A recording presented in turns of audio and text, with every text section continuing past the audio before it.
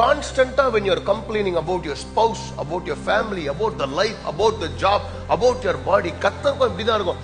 என்னடா இவ்வளோ கொடுத்து வச்சோம் இப்படி புலம்பிட்டு இருக்கான். When you constantly complain about your spouse, I tell you, உங்க வாழ்க்கையிலே அந்த ஸ்பௌஸ் ஹஸ்பண்ட் ஒய்ஃப் தான் இருக்குறதுல உங்க வாழ்க்கையில பெரிய வில்லன் ஆவாங்க. நீங்க யாரை பத்தி அதிகமா கம்ப்ளைண்ட் பண்றீங்களோ அவங்களுக்கு உங்களை பிடிக்காம போடும். உங்களுக்கு அவங்களை பிடிக்கவே பிடிக்காது. எந்த வேலை இல்லாம நீ வேலைக்காக ஜோம் பண்ணி கத்துற அந்த வேலையை குட்டியோ அந்த வேலையை பத்தி கம்ப்ளைண்ட் பண்ண உனக்கு அந்த வேலை பிடிக்காது. If you keep complaining about something, you start hating it. But you know what? That was the actual blessing you asked for.